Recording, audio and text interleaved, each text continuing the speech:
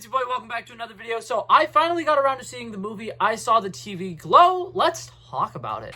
Modern movie review. Alrighty, so right off the bat, I do want to go ahead and issue a spoiler warning. This movie was really good. I had a lot of fun with it, and I think that overall it has some insane visuals. So I'm going to be talking about it. I'm going to be getting in depth with some of the messaging and stuff in it. So if you have not seen the movie, you might want to click off of this and watch it later. But that being said, we're going to go ahead and dive into this. Right off the bat, I want to start off by saying I think I may have made my expectations for this movie a little too high. I did really like this movie. I thought it was cool, but I will admit what I thought this movie was going to be wasn't at all what the movie ended up being, which is not to say that the movie's not good, because it is really good. And like I said, there are some great visuals and stuff in this. I think that this movie is an incredibly trippy movie, and it feels like something that probably would have came out like back in like the 80s or 90s. Like, this genuinely does feel kind of like an older movie in that sense, and I do really like that. And overall, I think that the actors do an incredible job portraying the characters that they need to play.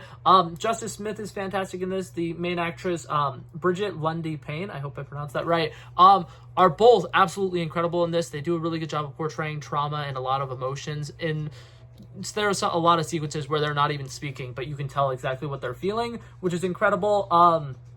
Justice Smith's character, there's a younger version of him, and that young actor who played him for the couple of scenes that he played him, absolutely fantastic as well. So overall, the acting and everything was pretty well done. I really thought that the acting kind of helped this movie be from being just some really weird, strange movie to that elevated level of this is a beautiful film, because overall there's a lot of trippy visuals, there's a lot of storytelling aspects that kind of just like relies on the audience to fully just like get that this is all stuff that's going on in their head. There's a lot of stuff that happens where it's like, okay, is this what's actually going on, or is this what's actually going on? And a lot of these characters are going through a lot of self-doubt and a lot of identity crises. And I think that being able to identify what is real and what's not real is sometimes hard in this movie. And I really like the way that they kind of like have us also confused, because I think that that's a really big thing, is Justice Smith's character as the main character of this movie is confused a lot. There's a lot of really crazy things that are happening in his life, and for the most part they're trying to depict him having a regular mundane life, but also kind of being miserable in his life. And then there'll be moments where like really interesting things happen and a lot of really cool stuff will happen, and it's hard to understand like if this is stuff that's actually going on or what is going on in his life. And I think that they do a really interesting job of showcasing him kind of suffering with dealing with what's reality, what's not reality, what's a fantasy, and kind of confusing memories that he has of his actual life with the Pink Opaque show that they used to watch when they were younger. And I think that everything with that concept works really well in this movie. I think that there's a lot of really interesting storytelling. I think that as somebody who sometimes has a hard time like feeling like a real person in real life, this movie captures that really, really well, and I really, really love that. And I like the fact that overall this movie is kind of an allegory and a kind of way of representing transgender in a way that some people aren't fully expecting. Is Justice Smith's character his entire life is struggling with the fact that he feels like there's something wrong with him. He doesn't feel like himself, and he doesn't really know what's going on with his mind. Like, he's always struggling to be himself. He's always struggling to kind of like make an impact on other people's lives and make meaningful relationships and stuff like that. And I think that the way that they kind of justify it at the end of the movie, or towards the end of this movie, as like he is somebody who's someone else trapped in his body and they're kind of suffocating, and the way that this movie can actually make you feel that sense of suffocation is so interesting. And I think that this movie takes place over the time span of Justice Smith's character, basically his entire life. Like, we see him when he's a young little boy, and then it ends when he's probably, I think, in his 40s or something like that. And the way that they kind of deal with him kind of keeping his real self buried within like his walls, and he's always kind of like keeping to himself. He's a very shy person. He's very put off from everybody else. And the way that this movie represents him as somebody who's never really able to show the true version of himself that he wants to be, and always being a really like shy, anxiety-ridden person, really interesting. And I really like the fact that this movie takes place over the time span of 40 years. That was something that I originally thought, like, this is weird, why are we doing this? I thought it was supposed to be a coming of age movie, and it wasn't. And that was part of the things that I was talking about earlier, where I was like, this movie wasn't quite what I was expecting it to be. I thought that this was going to be a coming of age movie where two people bond over something that they had a very like niche memory of back when they were younger. And when that ended up not being what was happening in this movie, I was really thrown off.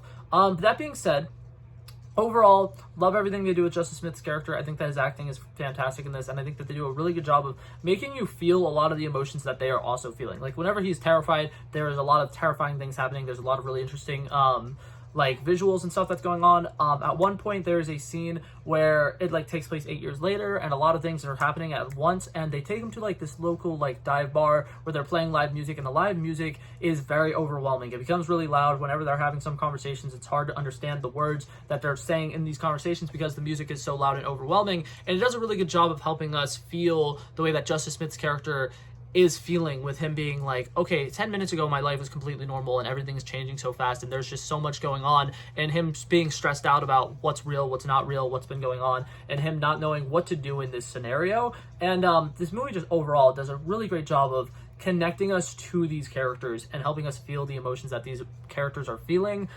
So I really enjoyed that. I thought that was fantastic. And then I really do want to just give a gigantic shout out to the lead actress in this movie. Once again, her name is Brigette Lundy-Paine. I hope that I pronounced that right.